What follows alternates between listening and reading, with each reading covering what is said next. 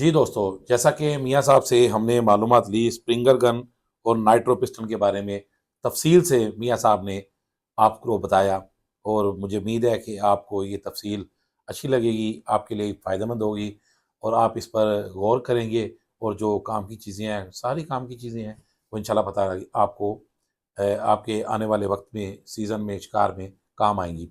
उसके बाद जी 2 गनों के बाद अब आ गया पीसीबी का। ये पीसीबी गनें हैं, पीसीबी कम से कम भी आप देखें दोस्तों कि 1.25 लाख से शुरू होकर 7-8 लाख तक गन ये जाती है और ये जो जितनी ज़्यादा महंगी होती जाती है उतनी ज़्यादा कीमती होती है। इसके बारे में भी हम मियाँ साहब से कहेंगे प्लीज़ हमारे दोस्तों को इसके बारे में भी इसी तरह तफ़सील से बताएँ, इंशाल्लाह जो आपको फ़ायदा हो। मियाँ साहब जैसी गोडे फाड़ लांगे कि सानू दसो। मियाँ साहब कंटिन्यू करते हैं टाइम की बचत की वजह से, जी जी। तो मुख्तसर सा हमें इसका भी बात रिव्यू दें, इसके बारे में बताएँ, इसके लिए हमें क्या एहतियात करनी चाहिए, इसकी एक्यूरेसी के बारे में किस तरह हमें करना चाहिए, ये भी तफ़सील से बताएँ प्लीज़।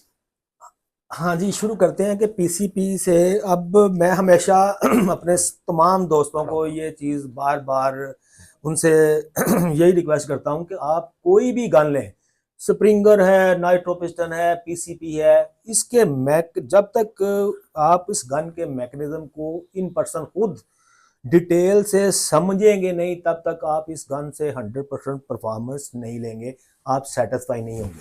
तो इस गन का जो मेरे पास ये पीसीपी है, इसको इसका ब्रांड आप इसको हम डिस्कस नहीं करते, हम जैसे इसको as a PCP gun discuss करते हैं कि पीसीपी गन में जो मेजर चीज़ें जो हमारी एक्यूरेसी जिस पे डिपेंड करती हैं, वो जो होती हैं ना, वो हम लोग डिटेल से डिस्कस करते हैं।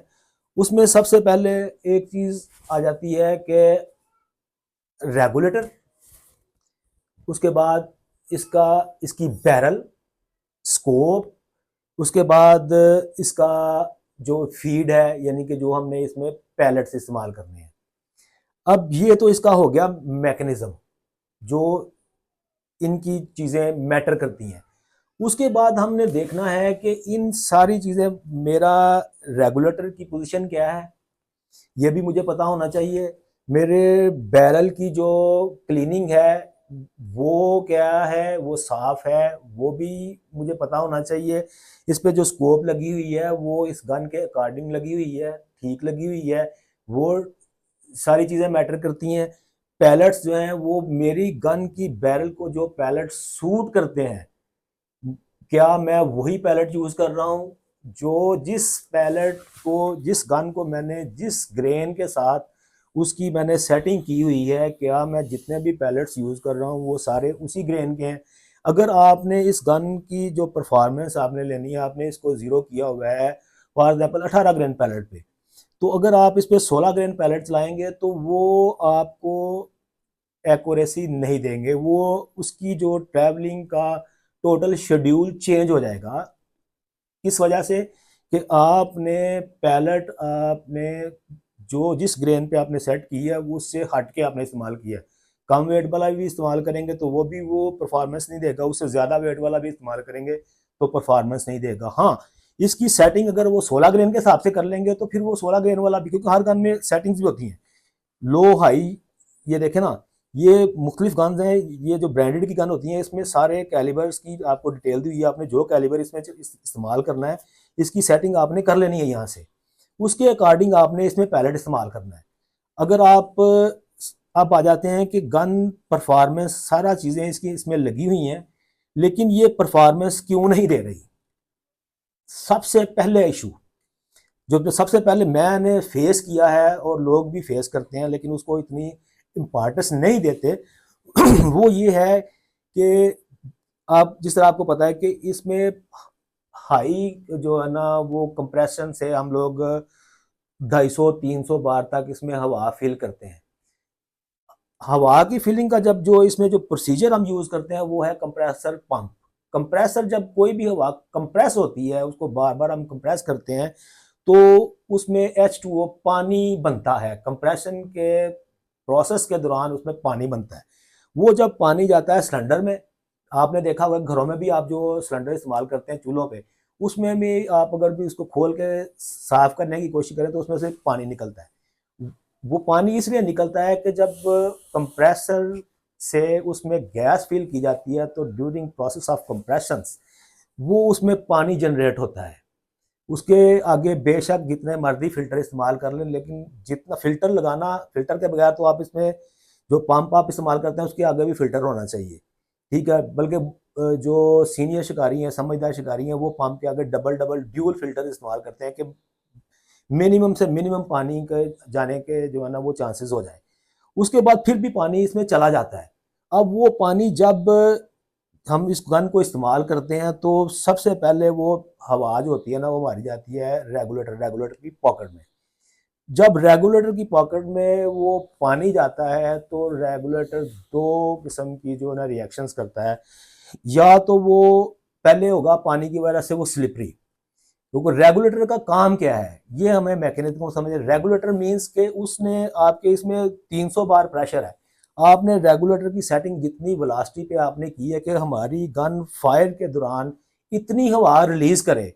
रेगुलेटर उसने रेगुलराइज करना होता है कि हर शॉट पे उसने इतने प्रेशर पे इतना ही प्रेशर आगे फॉरवर्ड करना है, चाहे मेरी वो जितनी देर तक उसका सेट प्रेशर होगा ना। फॉर एग्जांपल कुछ रेगुलेटर्स हैं वो सेट किए हुए हैं कि वो अपने एक सेट शुदा जो उसका पॉइंट होता है ना उस पर उसने 60 शॉट देने होते हैं, कुछ ने 40 शॉट देने होते हैं। वो आपको आपने खुद सेट करना होता है कि वो गन का जो रेगुलेटर है वो कितना प्रेशर रिलीज करे। अब वो जो प्रोसेस उसका होता है ना, जो उसका मैकेनिज्म है, उसमें अगर आप वो आपका जो सिलेंडर में पानी गया हुआ है वो पानी जाएगा तो वो या तो रेगुलेटर स्टक हो जाएगा या स्लिपरी हो जाएगा।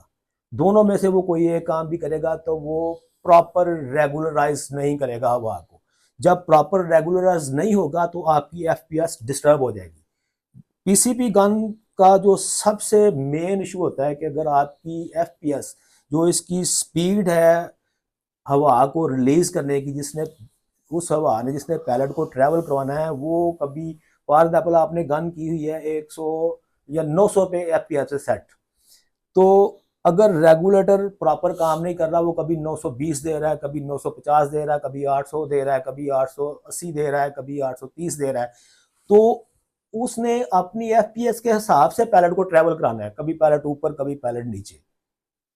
एक तो अगर आपके सबसे पहले आपके सिलेंडर में अगर मॉइस्चर है उसको मॉइस्चर कंट्रोल करें, बनने ही ना दें। ड्यूल दो दो फिल्टर जो है ना वो अपने जो आपका फिलिंग स्टेशन है, चाहे आप एसी पंप के साथ इसमें हवा भर रहे हैं, चाहे डीसी पंप के साथ हवा इसमें भर रहे हैं, चाहे आप मैनुअल हाथ वाले पंप के साथ इसमें हवा भर रहे हैं, उसको आप मैक्सिमम इंश्योर करें कि मॉइस्चर आगे सिलेंडर में ना जाए। उससे क्या होगा कि आपका रेगुलेटर भी ज़्यादा देर तक अपनी एक ही परफॉर्मेंस पे काम करेगा। दूसरा, वही जब हवा पानी वाली पानी उसमें ऐड हो के बैरल पैलेट के साथ बैरल में ट्रेवल करता है तो बैरल भी आपकी जो है ना वो स्लिपरी हो जाती है। जब बैरल स्लिपरी हो गई तो पैलेट आपका स्विंग करेगा, चाहे आपने जितना मर्जी अच्छा पैलेट इसमें यूज़ कर रहे हैं। मेरी बात आप समझ रहे हैं कि पानी जो इसमें जाएगा वो पानी जाना ही जाना है, बनना ही बनना है, क्योंकि हवा इसमें इतना ज़्यादा प्रेशर कंप्रेस होके ही जाना है। चाहे आप स्कूबा के थ्रू भर लें, स्कूबा में डबल कंप्रेशन हो जाती है, इसमें आपने सिंगल कंप्रेशन के साथ डालनी है। जितना ज़्यादा हवा को कंप्रेस करेंगे उतना ज़्यादा पानी बनने के H2O बनने के चांसेस हैं इसमें।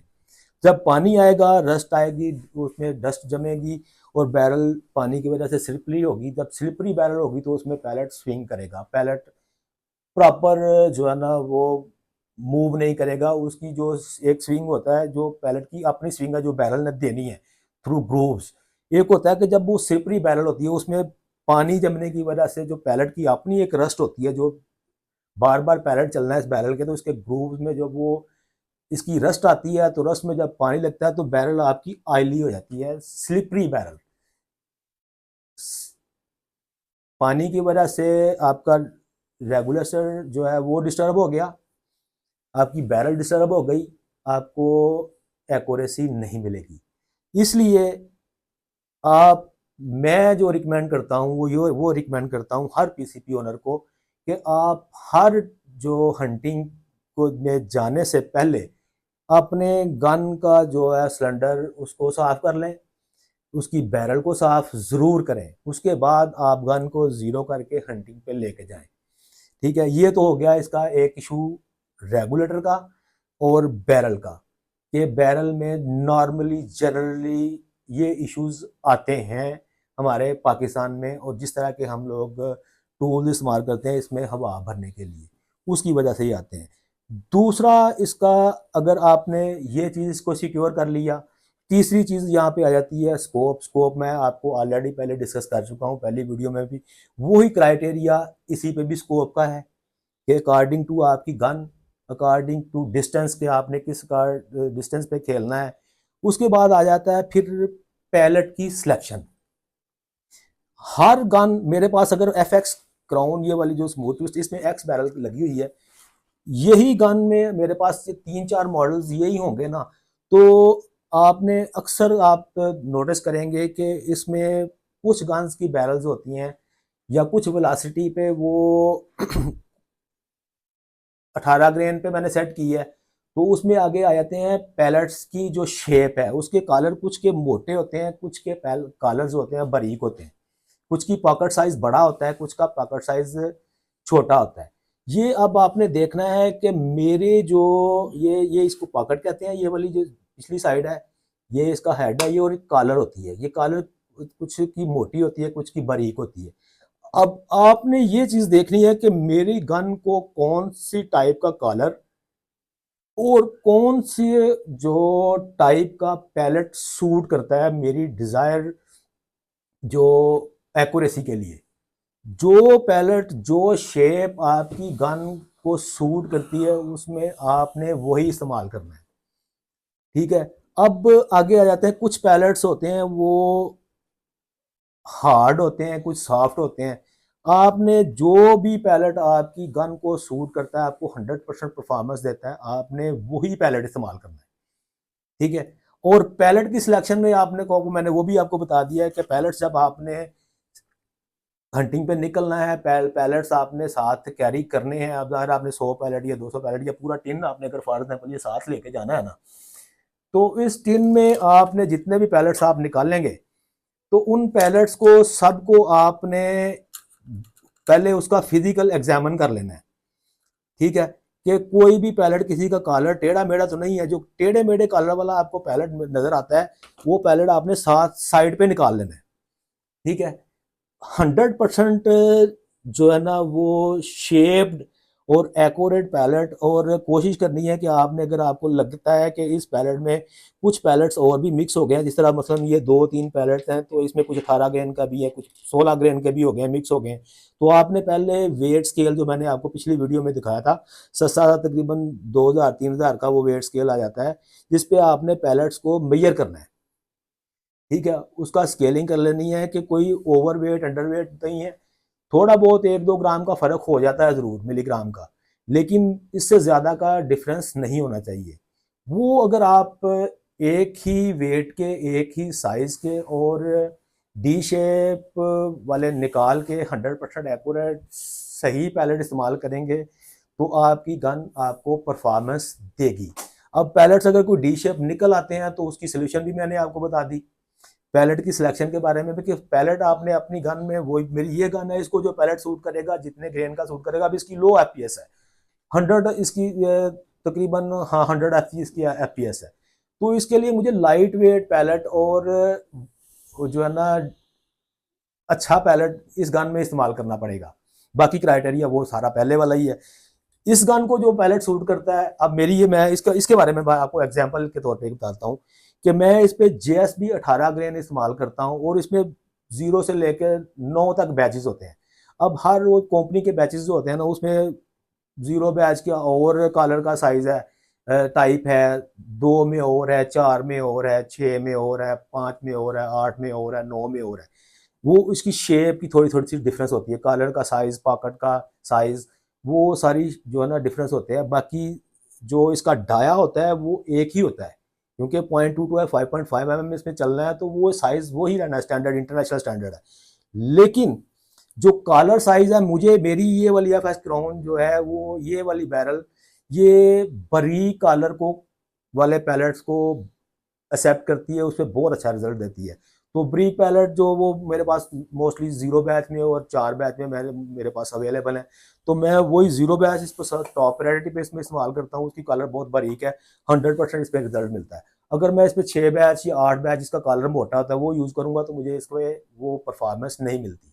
इसीलिए हर हंटर्स को पता होता है कि मेरी गन की परफॉर्मेंस पे हासिल करने के लिए मुझे कौन सा पैलेट इसको सूट करता है। आप हमेशा वही पैलेट, ओरिजिनल पैलेट इस्तेमाल करें। और पैलेट का ओरिजिनल और नॉन ओरिजिनल होने का वो एक आपको मैं वो भी बता दूं कि जिस तरह ये पैलेट है, इसको आपने देखा कि यहाँ पे आपने नॉर्मल पैलेट जो देसी पैलेट देखे होंगे ना, तो उस पर यहाँ पे इधर भी एक कट होता है, इधर भी एक कट होता है, जिसको आम पंजाबी लैंग्वेज में हम कहते हैं जोड़, जोड़ वाले पैलेट।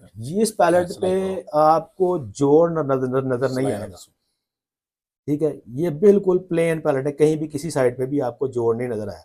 जोड़ वाले पैलेट होते हैं कि वो हमेशा बैलेंस आउट करते हैं, क्योंकि उसका जो इसने जब ये स्विंग होकर ऐसे ट्रैवल करना होता है ना, तो फिर वो जोड़ इसकी ट्रैवलिंग में डिस्टर्बेंस पैदा करता है, वो वाजिया नजर आ रहे होते हैं, क्योंकि इसने बहुत स्पीड के साथ मूव करके ऐसे आगे फॉरवर्ड होना होता है। तो वो चीज़ जो यहाँ जहाँ पे जोड़ नजर आते हैं ना, वो बाहर को एक्सपेंड हुए हुए आपको जो है ना वो नजर आते हैं, तो वो आपकी एक्यूरेसी को डिस्टर्ब करेंगे। डी शेप पैरेट भी आपकी एक्यूरेसी को डिस्टर्ब करेगा, ठीक है। और ऐसा पैलेट जो आपकी बैरल को सूट नहीं करता वो भी आपकी एक्यूरेसी को डिस्टर्ब करेगा, चाहे वो 100% ओरिजिनल पैलेट भी हो। मियाँ साहब ने आपको बताया इसके बारे में, एक्यूरेसी के बारे में तफसील से बताया आपको, और मैं बड़ा खुश हो रहा हूँ कि मेरे व्यूवर्स के लिए मियाँ साहब इतनी मेहनत कर रहे हैं, इतनी की कहते सिर पीड़ लै रहे हैं, इन्नी टेंशन लै रहे हैं। इन्हों की मुहब्बत का शुक्रिया है जनाब। और इंशाअल्लाह ताला ਤੁਹਾਨੂੰ ਜਿਹੜਾ एक्यूरेसी के बारे सारा कुछ दसिया, मजीद ਹੁਣ मियाँ साहब दसने ਆ कि मजीद सानू जो चीज़ रह गई है वो भी दसो। और मियाँ साहब इस मजीद ਤੁਹਾਨੂੰ ਤੁਸੀਂ ਕੀ ਦੱਸਣਾ ਚਾਹੁੰਦੇ ਹੋ मेरे व्यूवर्स ਨੂੰ ਜਿਹੜੇ बड़ी कीमती राय है। ठीक है, अब आगे आ जाती हैं इसकी मजीद जो रीजंस होती हैं वो वाली। मैंने आपको रेगुलेटर का भी बता दिया कि रेगुलेटर की डिस्टर्बेंस से भी एक्यूरेसी डिस्टर्ब हो सकती है, बैरल की डिस्टर्बेंस से भी एक्यूरेसी डिस्टर्ब हो जाती है। मैंने बता दिया कि रेगुलेटर को आपने सेफ किस तरह रखना है, कि मॉइस्चर फ्री कोशिश करें कि हवा इसमें भरी जाए। दूसरा, बैरल की क्लीनिंग आप हर 40 या 50 पैलेट्स के बाद या एक 60 पैलेट के बाद आप देख लें कि आपकी गन में कितना सिक्योर जो है ना वो हवा भरी जा रही है। उस हिसाब से अगर आपने ड्यूल फिल्टर के साथ डबल फिल्टर वाली इसमें कर रहे हैं तो आप 100 पैलेट के बाद भी जो है ना इसकी बैरल क्लीनिंग कर सकते हैं। इसका सिलेंडर आप चेक कर सकते हैं कि इसमें हवा पानी तो नहीं है। उसके बाद स्कोप का भी मैंने आपको बता दिया, पैलेट का भी बता दिया कि पैलेट की सिलेक्शन आपने किस तरह करनी है। आगे तीसरी बात ये आ जाती है कि मेरा रेगुलेटर डिस्टर्ब है, मुझे कैसे पता चलेगा? जबरदस्त, ठीक है जी, क्या बात है। कि वो तो कोई ऐसे तो मुझे वो तो आपको जब परफॉर्मेंस गलत दे रहा है तो हो सकता है कि आपकी बैरल स्लिपरी है, आपका रेगुलेटर प्रॉपर काम कर रहा है। तो रेगुलेटर ठीक का है, आप मियाँ साहब किस तरह आपको पता लगेगा, ये ठीक भी है, नाज़रीन को बताएं कि हाँ, रेगुलेटर किस कि तरह पता लगता है। रेगुलेटर की जो सेटिंग होती है वो हमने पहला होता है कि रेगुलेटर सेट करके टेस्टर के साथ इसमें डाल दिया। उसके बाद अगर मेरे पास टेस्टर नहीं है तो फिर क्या मैकेनिज्म होगा कि मुझे पता चले कि मेरे गन का रेगुलेटर जो है प्रॉपर परफॉर्मेंस दे रहा है कि नहीं दे रहा। उसके पास उसके लिए हमने ना ये इसको कहते हैं क्रोनोग्राफ मीटर। ये इलेक्ट्रॉनिक्स होते हैं, ठीक है। ये क्रोनोग्राफ मीटर होते हैं, ये गन की बैरल के साथ इस तरह ये लग जाता है। हर गन के साथ इसकी अपनी सेटिंग होती है। इसके बाद जब इस तरह हम इसको लगा लेते हैं, नज़र आ रहा है। लगाने के बाद जब इधर से फायर करेंगे तो ये इधर पूरी FPS हमें जो है ना वो ये इधर FPS देगा कि यहाँ से पैलेट कितने FPS पे गया है। इसका रिजल्ट हमारे 5 पैलेट्स के बाद, जिस तरह ये मेरी एक अपनी गन का है, ये इसकी परफॉर्मेंस ये मेरे आपको आप लोग जानते होंगे जो मेरी फेवरेट P10s होती है ना, तो उसको मैं 900 पे के करीब करीब जो सेट करता हूँ।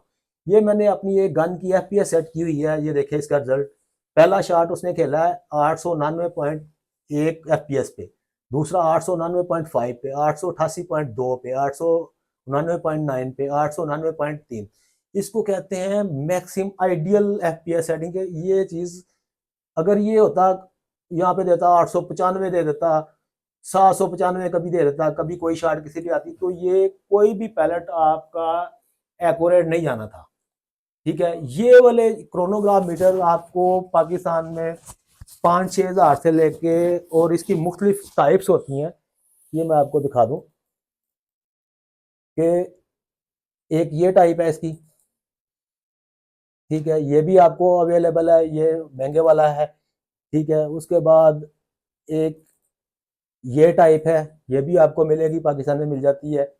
इसके बाद एक ये टाइप है, ये भी आपको मिल जाएगी। ये आप अपनी रिक्वायरमेंट के हिसाब, अपने बजट के हिसाब से ये वाले क्रोनोग्राफ मीटर जो है ना वो आप परचेज कर सकते हैं अपनी गन का। इसको एफपीएस आप चेक कर सकते हैं कि मेरी गन की जो वेलोसिटी है, एफपीएस है, वो क्या आ रही है।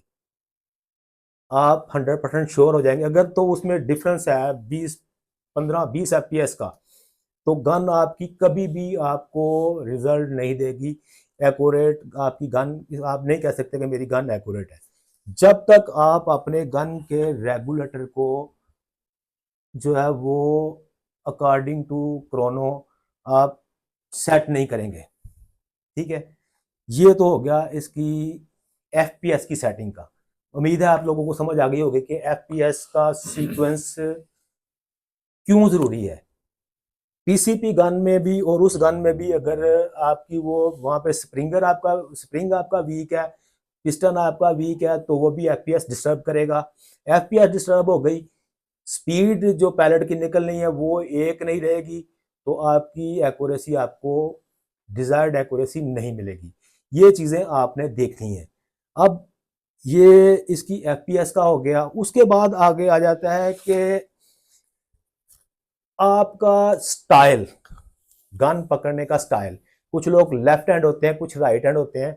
सबसे पहले हर अच्छे शिकारी को ये प्रैक्टिस की जरूरत है कि मुझे मेरे ब्रीथ पे, अपने जिस्म पे इतना कंट्रोल होना चाहिए कि जब मैं फायर करूं, फायर के लिए रेडी हूं टारगेट के लिए, तो मुझे मेरी सांस पे और मेरे आई लेवल पे और मेरी जो कंट्रोल है मेरे रेस्ट पे, वो इतना स्मूथ होना चाहिए, इतना कॉन्फिडेंट होना चाहिए कि मेरी गन वाइब्रेट ना करे।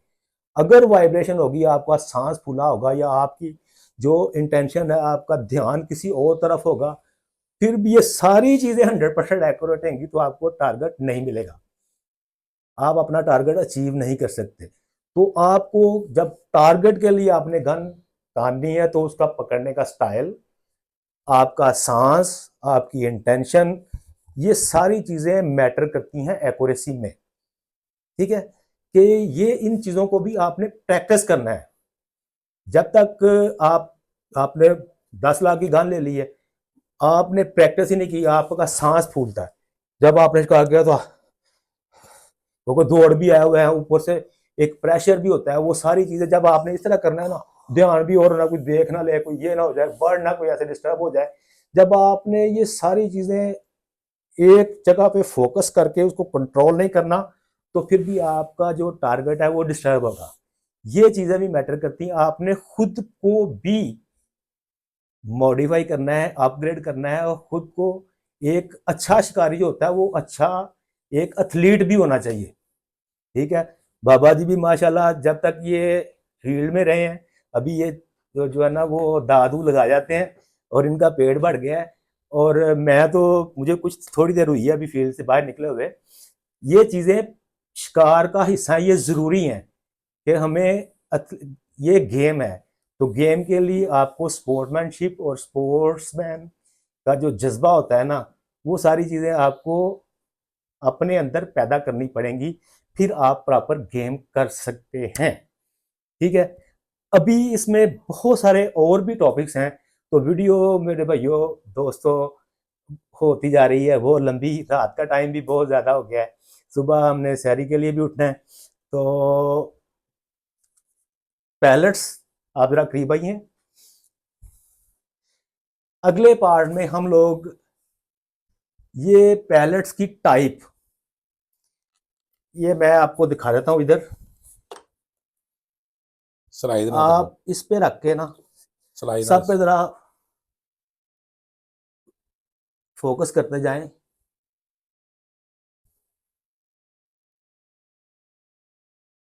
इन सब की टाइप्स पे डिस्कस करेंगे और कौन से पैलेट किस जगह पे